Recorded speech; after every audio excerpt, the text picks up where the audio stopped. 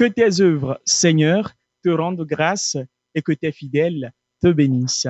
Ils diront la gloire de ton règne, ils parleront de tes exploits. Les yeux sur toi, tous, ils espèrent. Tu leur donnes la nourriture au temps voulu, tu ouvres ta main, tu rassasies avec bonté tout ce qui vit. Le Seigneur est juste en toutes ses voies, fidèle en tout ce qu'il fait. Il est proche de tout ce qu'il invoque, de tout ce qu'il invoque en vérité. Psaume 144, et c'est le psaume responsorial de ce 17e dimanche du temps ordinaire de l'année liturgique B. Bien-aimés de Dieu, loué soit Jésus-Christ et bienvenue à Dies Domini. Comme à l'accoutumée, nous allons explorer les leçons et les messages de l'évangile du dimanche. Eh bien, pour nous guider dans cette réflexion, nous avons l'honneur d'avoir avec nous le révérend Père Jean-Claude Do depuis la France. Loué soit Jésus-Christ, mon Père. Loué soit Jésus-Christ à jamais. Merci. Et ravi d'être en notre compagnie. Merci, c'est le plaisir est aussi pour moi. Plaisir partagé, mon Père. Alors, chers amis connectés, l'Église Notre Mère nous propose de méditer en ce jour l'Évangile selon Saint Jean au chapitre 6, du 1er au 15e verset. Ouvrons nos cœurs et écoutons l'Évangile.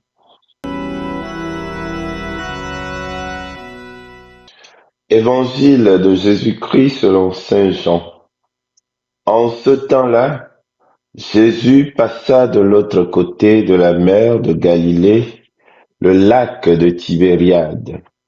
Une grande foule le suivait parce qu'elle avait vu les signes qu'il accomplissait sur les malades.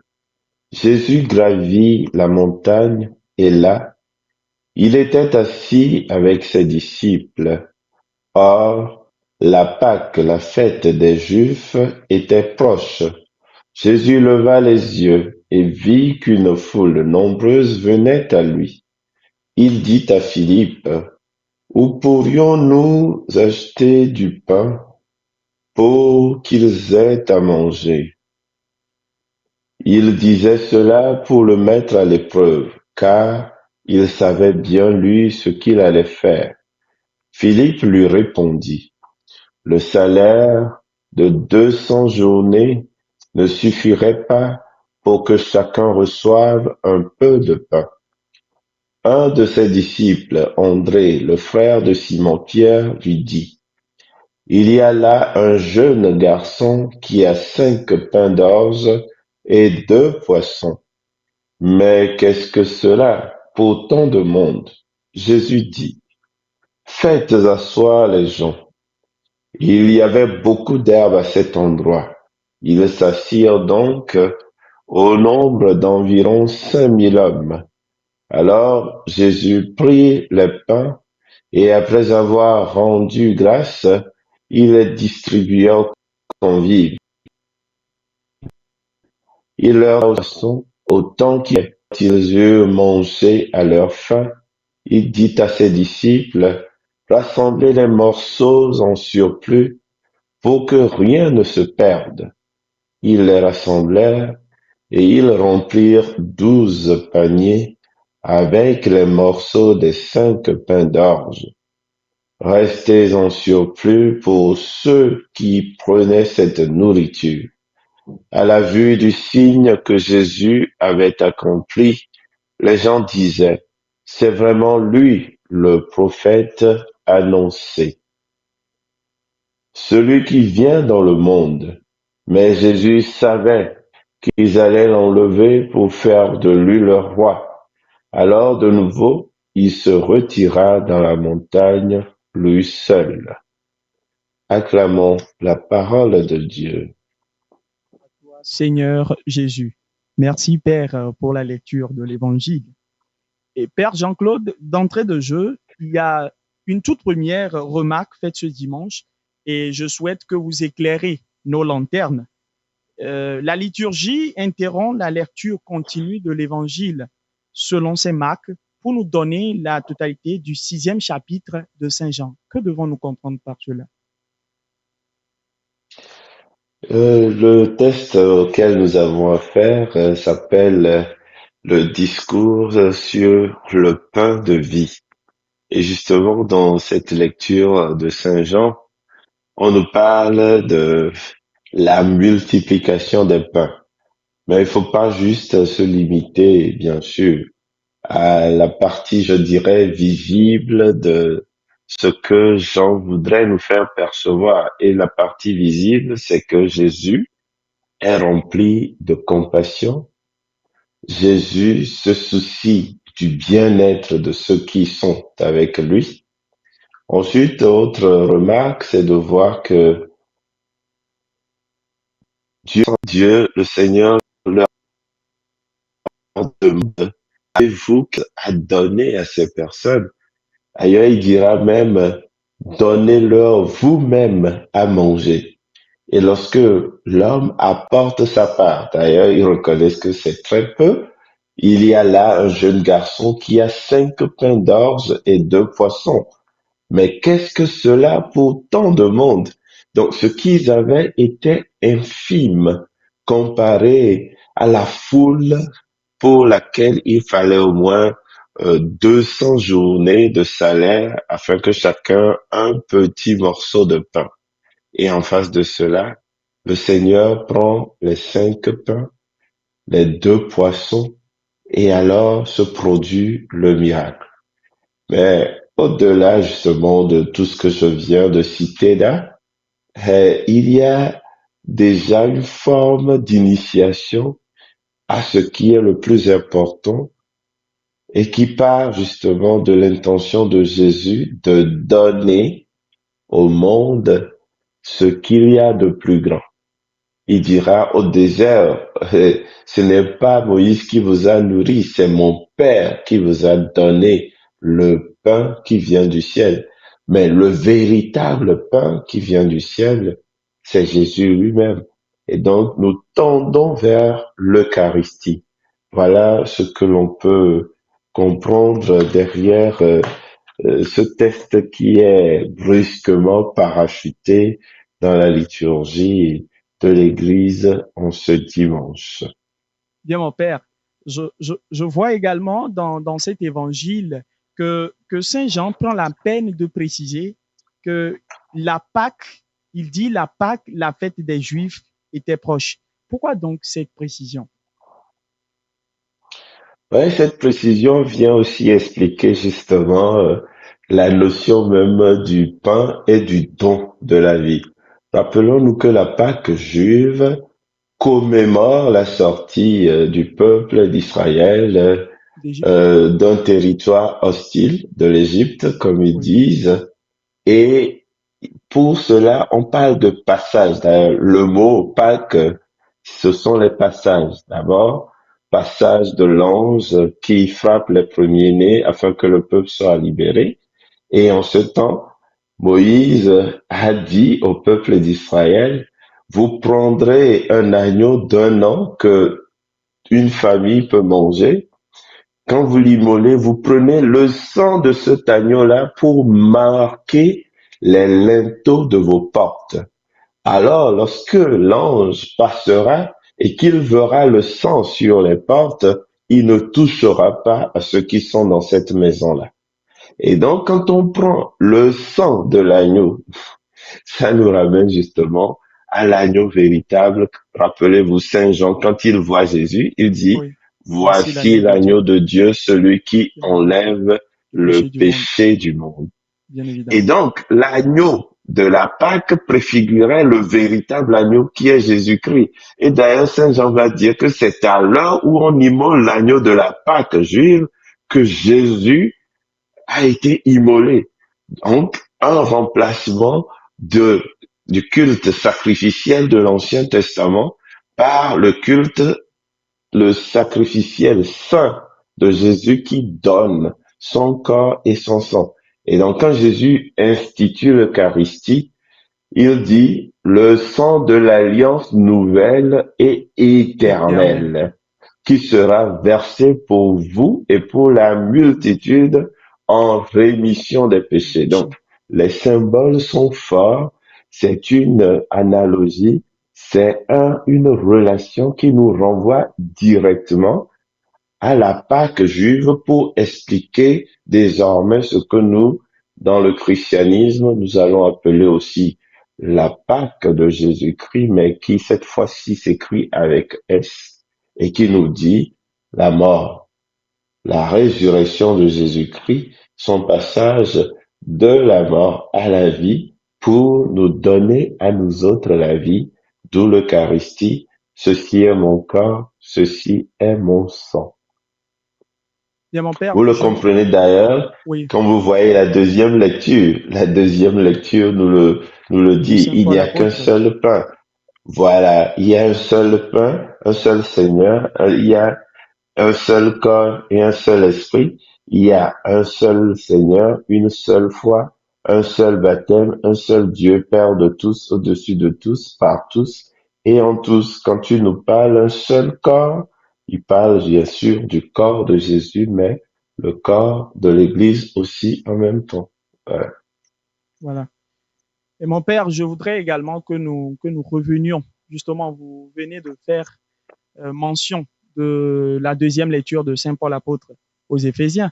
Et quelle est cette Oui. connexion que nous pouvons établir avec l'évangile du jour et les autres textes de ce dimanche du 17e du temps ordinaire?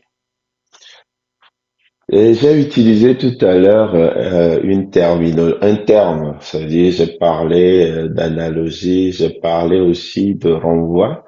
Quand vous prenez la première lecture, nous voyons qu'il y a déjà eu dans le passé une multiplication de pain.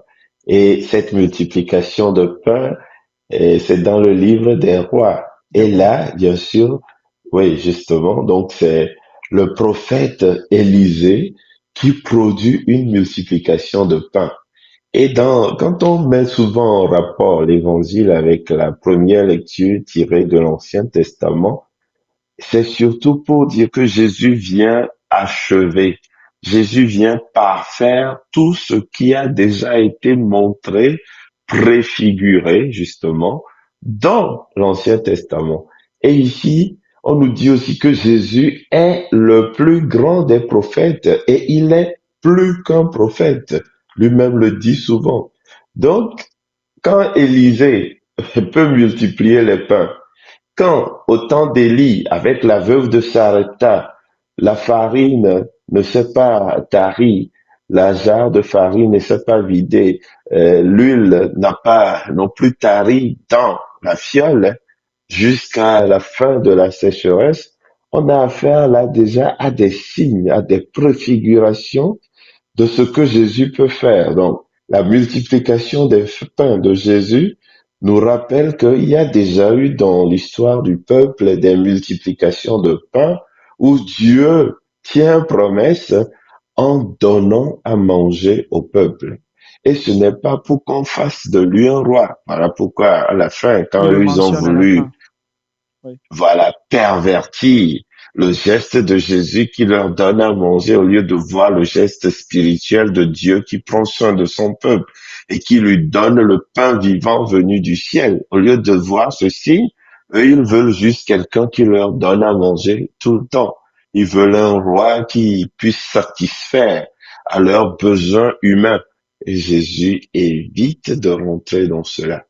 Et si vous mettez cela en relation avec la deuxième lecture, vous voyez clairement que Saint Paul nous parle du corps, avec grand C, de Jésus. Quand Jésus dit « ceci est mon corps », en hébreu, il n'y a pas la distinction que l'on fait souvent dans l'univers, disons, gréco-latin, entre corps et âme. Quand Jésus dit « ceci est mon corps », il faut pas le comprendre comme s'il disait euh, entre griffes, c'est une partie de moi. Non. Okay. Quand Jésus dit c'est mon corps, pour Jésus et pour Saint Paul, ça veut dire c'est moi. C'est toute la personne. Parce que eux, ils ne divisent pas l'être humain dans ce que nous on dit c'est le corps, c'est l'âme. Et plus tard, dans l'anthropologie chrétienne, on dit corps, âme et esprit. Mais au départ, dans la mentalité gréco-latine, c'est corps et âme. Donc, il faut pas comprendre quand Jésus dit ceci est mon corps comme s'il parlait comme un grec ou un latin. Jésus ou un Romain, mais Jésus dit, ceci, c'est moi. Et quand il dit mon sang, et ça ne veut pas dire que c'est une partie. Le sang, dans la mentalité hébraïque, c'est quoi? C'est la vie. Voilà pourquoi on ne mange pas le sang, puisque dans le code de la sainteté, il faut verser le sang, parce que le sang porte la vie. Et donc, quand Jésus dit, ceci est mon sang, littéralement, ça veut dire, c'est ma vie que je donne pour vous. D'ailleurs, il le dit lui-même clairement aussi, hein. Il Oui, dit, nul ne me prend ma vie. J'ai le pouvoir de la donner et de la reprendre. Donc, quand Jésus dit, ceci est mon corps, ceci est mon sang, ça se comprend. Et là, Saint Paul vient nous dire que d'abord, nous sommes héritiers de ce corps de Dieu, ce pain vivant. Mais en même temps, nous sommes aussi un seul et même corps, dont le corps de Jésus qui est la tête. Saint Paul développe beaucoup l'idée que l'Église forme un corps dont tous les membres prennent soin les uns des autres. On le retrouve dans plusieurs de ces textes corinthiens. Ici, nous sommes dans Éphésiens. Et Jésus est la tête de ce corps, qui est l'Église de Dieu. Alors, il nous rappelle justement dans cette deuxième lecture que tous, nous sommes appelés à l'unité. Si nous sommes un seul corps, nous avons reçu le même baptême, les mêmes mystères, nous avons un seul Dieu et Père de tous, alors nous sommes appelés à l'unité dans ce corps-là. Et si Jésus donne sa vie pour nous, alors toutes les divisions parmi nous doivent céder le pas à la seule unité, puisque, disait le même Paul, ce qui nous unit est plus grand que ce qui nous divise. C'est Dieu, divise. c'est Jésus qui nous unit. Voilà.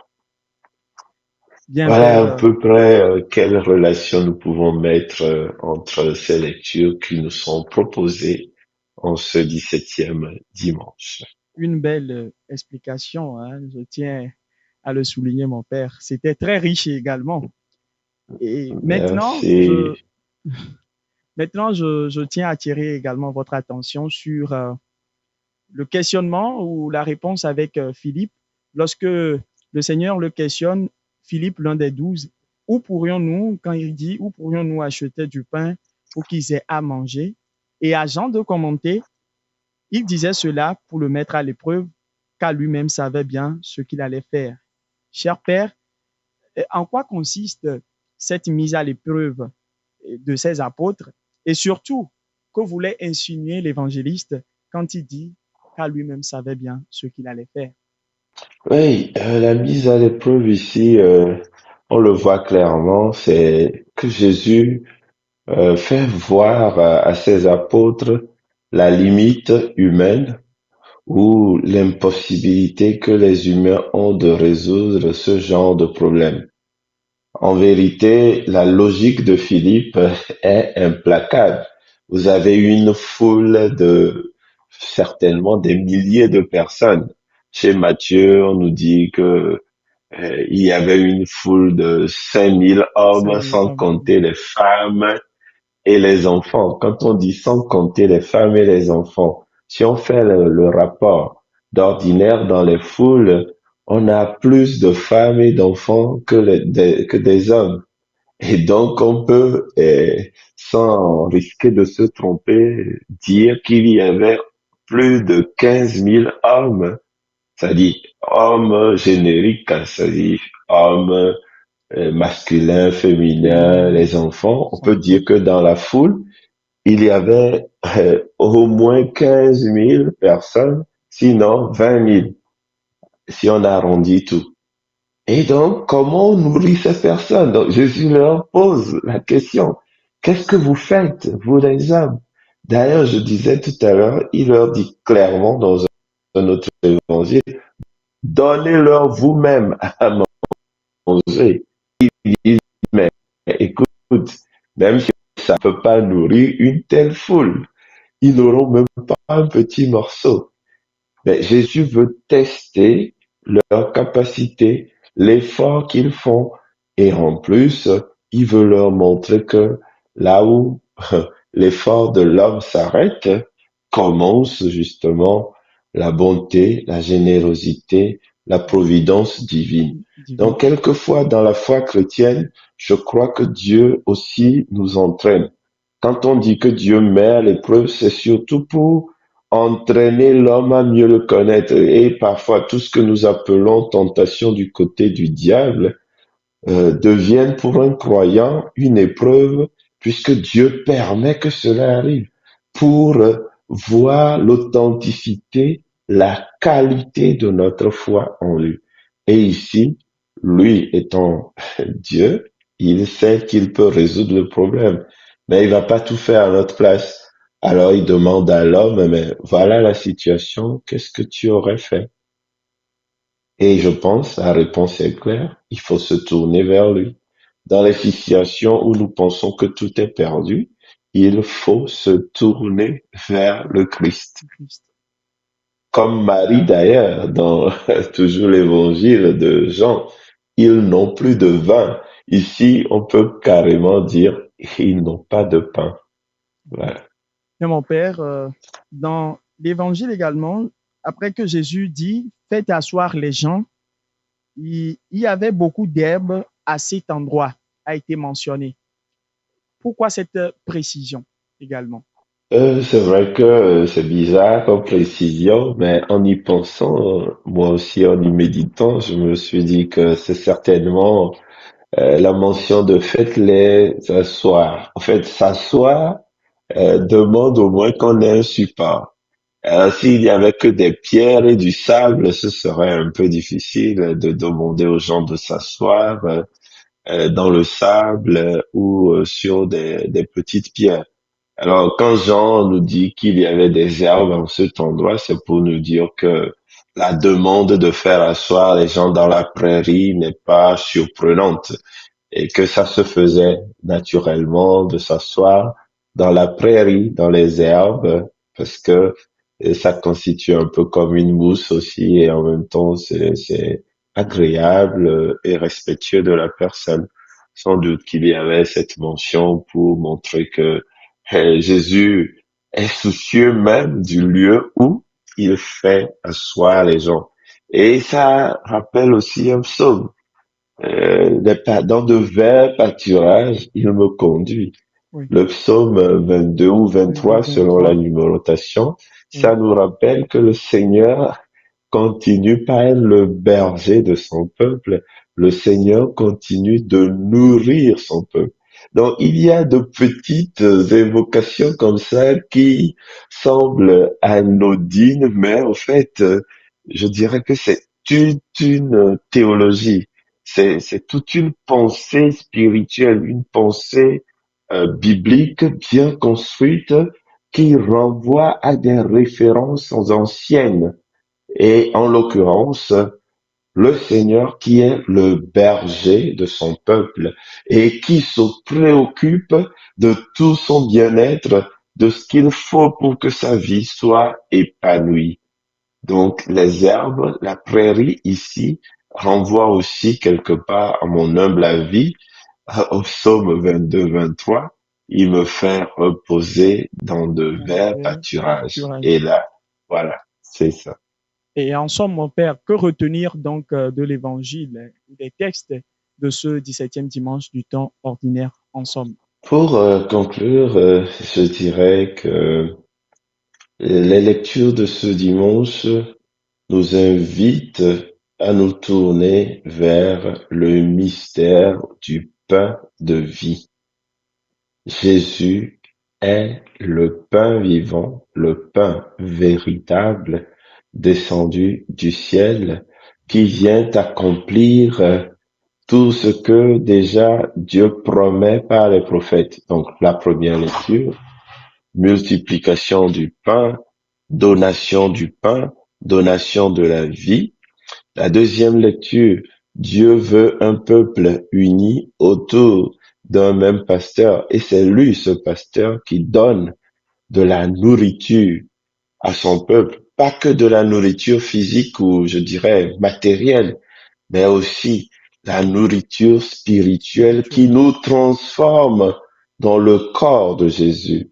Et enfin, les implications Si Dieu nous donne sa propre vie, c'est que nous puissions être unis ensemble, être complètement liés les uns aux autres, puisque nous formons un même corps.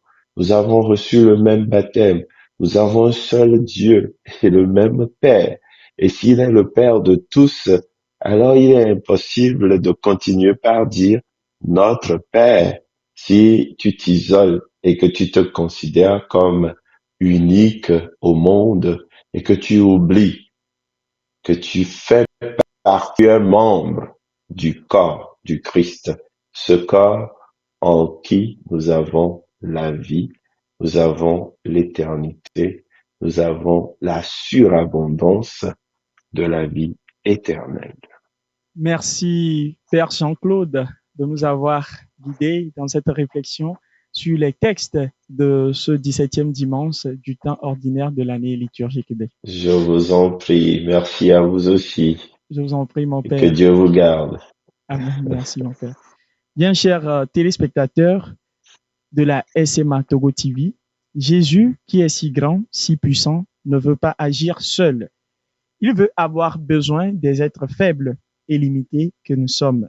Il veut pouvoir compter sur notre collaboration, si minime soit-elle. Les Écritures reviennent pour ce dimanche sur la foi comme une réponse à la raison, la foi comme une attitude, la foi comme un élan. En effet, lorsque l'intelligence présente des limites, nous sommes appelés à recourir à la foi. Frères et sœurs en Christ, que Dieu nous aide à savoir être à sa suite pour être rassasiés de lui, pour apprendre à nous estimer et savoir partager notre peu pour notre sanctification, pour le bonheur de tous et pour sa plus grande gloire. Bon dimanche et bonne méditation à tous et à toutes. Jusque-là, portez-vous bien et que la grâce de Dieu vous accompagne.